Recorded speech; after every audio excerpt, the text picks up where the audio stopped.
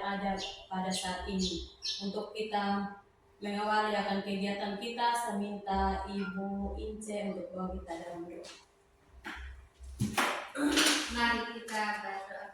Bapa di surga, Bapa yang kami puji dan kami sembah. Terima kasih Tuhan karena Kau masih memberikan atas kehidupan bagi kami sehingga kami berkumpul di tempat ini bersama dengan rekan-rekan guru ya Bapa. Dan pada saat ini Tuhan, anak murid Siska Tuhan memulai praktek guru penggerak. Kiranya Tuhan Yesus memberkati anak ini ya Bapa sehingga materi yang diselesaikan pada hari ini Tuhan boleh berjalan dengan lancar. Engkau juga memberkati kepala sekolah Tuhan yang telah menilai anak ini. Ya Bapa, terima kasih. Ini doa kami. Haleluya. Amin. Terima kasih Ibu.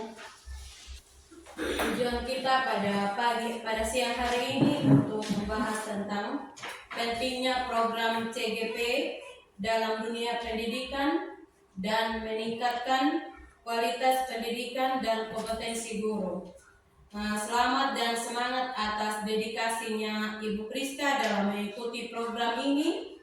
Saya harap kerjasama kita juga rekan guru dalam mendukung kegiatan ini. Saya tidak memperpanjang kata lagi. Saya harap kita para guru semakin termotivasi dan terinspirasi untuk terus berkembang dan memberi semangat yang terbaik bagi peserta didik kita. Dan program ini diharapkan dapat memberikan dampak positif yang signifikan terhadap peningkatan mutu pendidikan sekolah kita.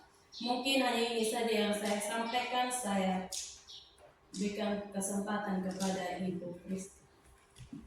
Kita semua Siap. terima kasih atas waktu dan kesempatan diberikan kepada sekolah dan teman-teman untuk saya hari ini dalam diseminasi aksi nyata modul 1.4 tentang budaya positif.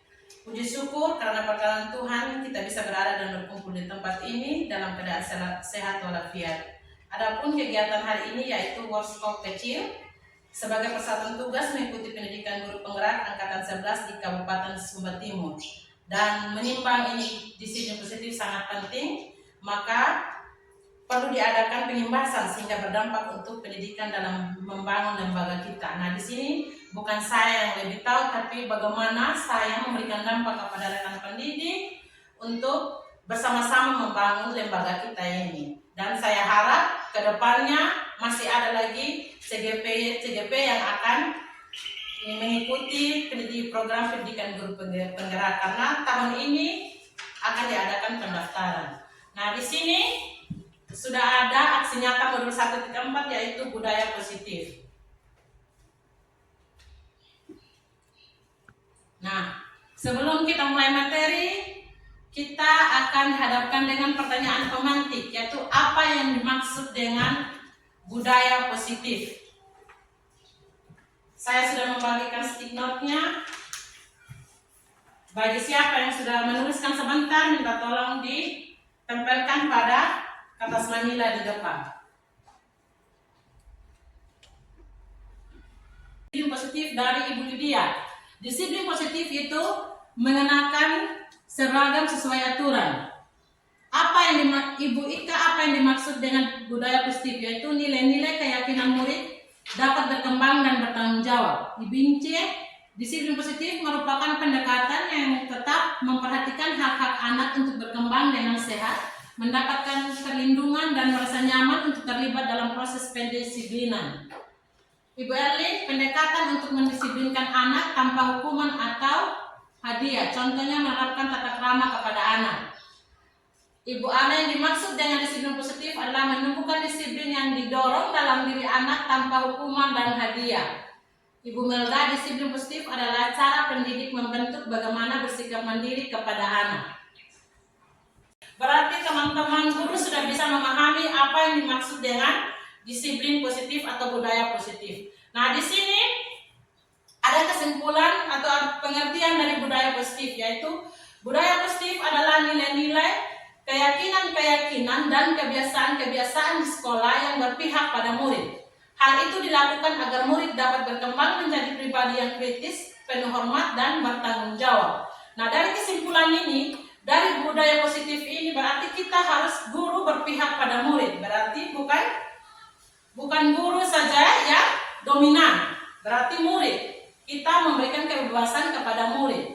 Nah, setelah kita mengerti dengan pengertian budaya positif ini, mari kita bersama-sama melihat materi yang selanjutnya. Masih ada budaya positif lainnya. Nah, di sini ada kompetensi inti budaya positif, yaitu ada yang namanya perubahan paradigma belajar, disiplin positif, teori motivasi perilaku manusia, kesepakatan kelas, keyakinan kelas, hukuman dan penghargaan, kebutuhan dasar manusia, posisi kontrol guru, serta segitiga restitusi. Nah, ini slide yang pertama ya, perubahan paradigma baru. Nah, di sini pembelajaran dengan paradigma baru dirancang berdasarkan prinsip pembelajaran berdiferensiasi sehingga setiap siswa belajar sesuai dengan kebutuhan dan tahap perkembangan. Nah, di situ ada profil pelajar Pancasila yang mencakup berapa elemen itu Ibu-ibu? 6 elemen, yaitu beriman, bertakwa kepada Tuhan Yang Maha Esa dan berakhlak mulia. 2. Berkebinekaan global. 3. Bergotong royong. 4. Mandiri. 5. Bernalar kritis. 6. Kreatif. Nah, di sini yang K13 perbedaannya dengan ini yang perubahan paradigma baru, berarti kita bukan merubah kurikulum, tapi menyelaraskan kurikulum. Nah, kemarin kita memakai K13, yaitu semua itu guru yang atur. Murid hanya siap menerima, tapi di kurikulum merdeka ini kita hanya sebagai manajer atau fasilitator. Kita melengkapi kebutuhan murid, biarkan murid berekspresi, bereksplorasi secara bebas. Ini yang namanya perubahan paradigma baru. Nah, pada pembelajaran paradigma baru, kerangka pengembangan pembelajaran model yang tetap namun merupakan siklus yang akan berkesinambungan. Nah, pembelajaran paradigma baru mencakup pemetaan standar kompetensi, merdeka belajar dan asesmen kompetensi minimal sehingga menjadi ruang yang lebih leluasa bagi pendidik untuk merumuskan rancangan pembelajaran dan asesmen sesuai dengan karakteristik dan kebutuhan peserta didik. Ketiga komponen ini selaras dan saling mempengaruhi.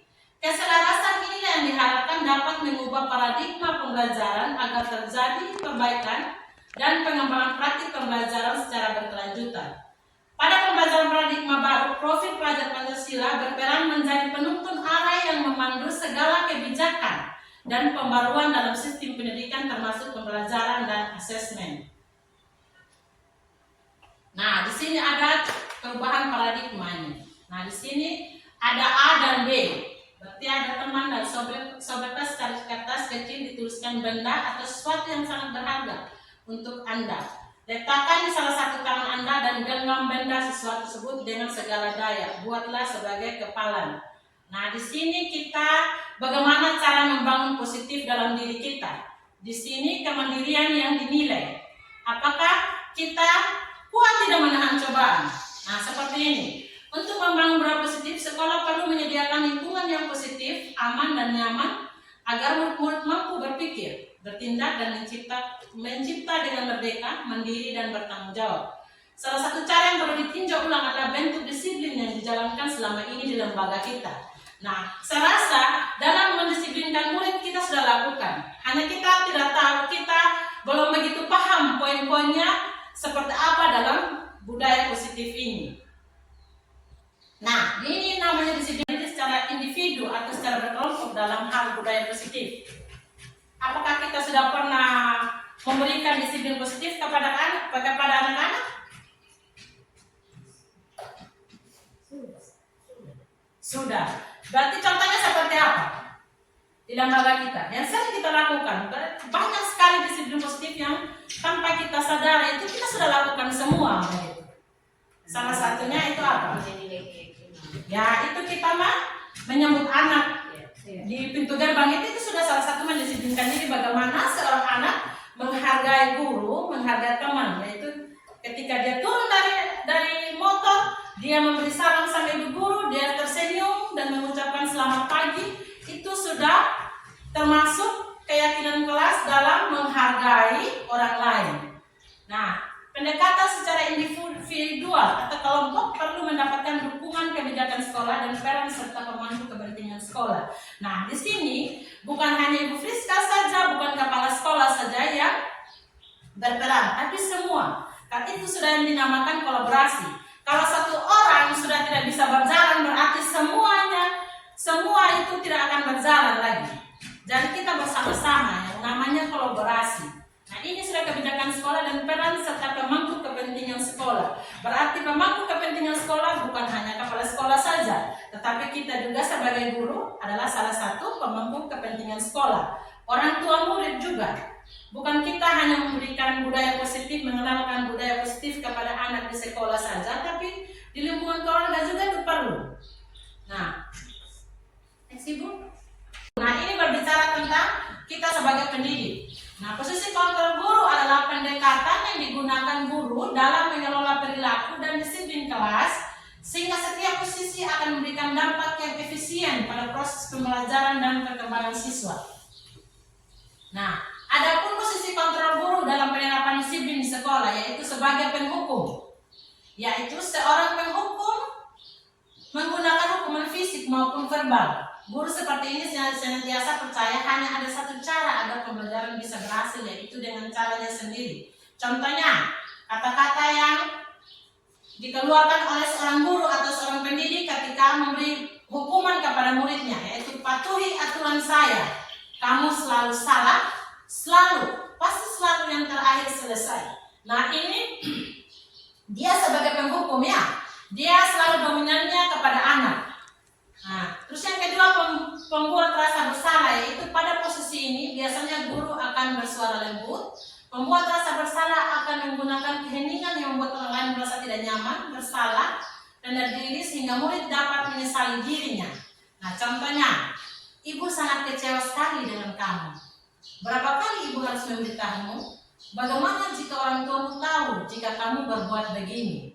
Nah, ini agak halus ya, dibandingkan yang di atas itu. Ini guru yang dominan. Kalau ini dia sudah mulai selaras antara guru dan murid. Nah, lanjut Ibu.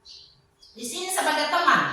Nah, teman yaitu guru pada posisi ini tidak akan menyakiti murid, namun akan tetap berupaya mengontrol murid, yaitu kalimat membujuk atau kalimat mengajak. Contohnya, ayo bantulah demi ibu ya. Ayo ingat tidak bantuan Bapak selama ini. Ya sudah, kali ini tidak apa-apa, nanti ibu bereskan. Nah, ini kan biasanya kita sering lakukan dalam lembaga kita. Karena kita selalu membujuk anak ketika mereka bersalah, kita selalu membujuk. Nah, terus yang ada pemantau, yaitu mengawasi. Pada saat kita mengawasi, kita bertanggung jawab atas perilaku orang yang kita awasi. Posisi pemantau berdasarkan pada peraturan dan konsekuensi seperti contoh. Nah, peraturannya apa? Contoh kata-kata ya, peraturannya apa? Apa yang telah kamu lakukan? Sanksi atau konsekuensinya apa? Nah, ini guru juga lebih dominan. Dia tidak memikirkan perasaan anak, tetapi dia hanya berpatokan bahwa oh itu ternyata di lembaga kita sudah ada aturan, jadi patuhi saja, begitu. Nah, sebagai manajer, yaitu manajer posisi di mana guru berbuat sesuatu bersama dengan murid serta mempersilahkan murid untuk mempertanggungjawabkan perilakunya dan mendukung murid untuk menemukan solusi dari masalahnya. Contoh, apa yang kita yakini merujuk pada keyakinan kelas yang kita sepakati. Kayak tadi kita membuat kesepakatan kelas dan keyakinan kelas. Kedua, apa yang kamu yakini? Jika kamu meyakininya, apakah bersedia memperbaikinya? Nah, di sini ibu-ibu, manakah posisi kita yang paling cocok dari kelima posisi kontrol guru? Mana? Apakah sebagai penghukum, sebagai teman, manajer, pemantau? Di mana yang paling cocok? Kalau dari yang keempat tadi berarti kita tidak memperbaiki. Berarti kita memberikan kebebasan kepada murid untuk mencari solusinya. Sedangkan kalau yang terakhir itu, di sini dia bersama-sama dengan murid untuk mempertanggungjawabkan perilaku dan menemukan solusi dari permasalahan yang dia buat. Kira-kira mana yang cocok untuk kita?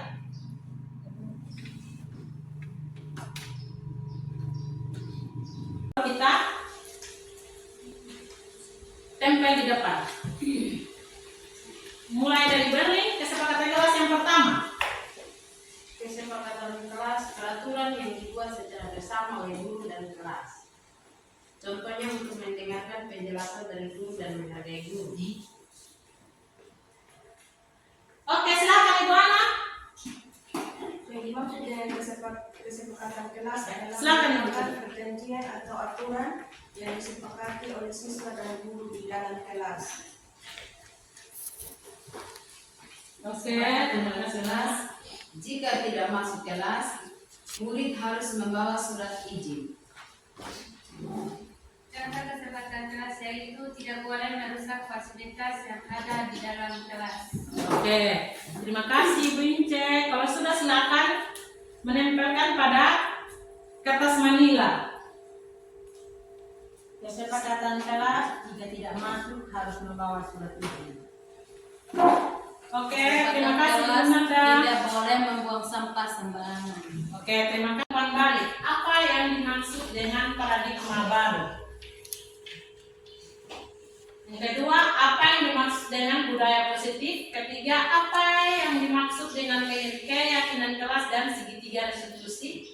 Dan keempat, menurut Bapak Ibu, apa perbedaan kesepakatan kelas dan keyakinan kelas? Mungkin pertanyaan dari nomor 1 dulu, apa yang dimaksud dengan paradigma baru? Dari Ibu Ana? Yang dimaksud dengan paradigma baru adalah cara berpikir atau melakukan sesuatu yang baru yang menggantikan cara lama. Oke. Buat Ibu Priska materi yang sangat luar biasa pada siang hari ini.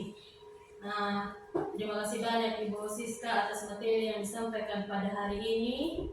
Kami sebagai pendidik di TK Mulata Anda berharap ke depannya kita untuk kita kerja sama yang baik, berbagi praktik yang baik, kita memperdayakan teknologi yang ada di masing-masing guru, kasih punya laptop, untuk kita bersemangat lagi dalam membagi ilmu yang kita dapat sehingga terwujudnya pendidikan bagi anak-anak kita di Mulata Anda, dan tidak menutup kemungkinan buat kita guru-guru yang belum masuk CGP ini dengan hadirnya Ibu Priska di lembaganya kita dapat menjadikan kita motivasi untuk kita belajar bersama dengan Ibu Priska ke depannya.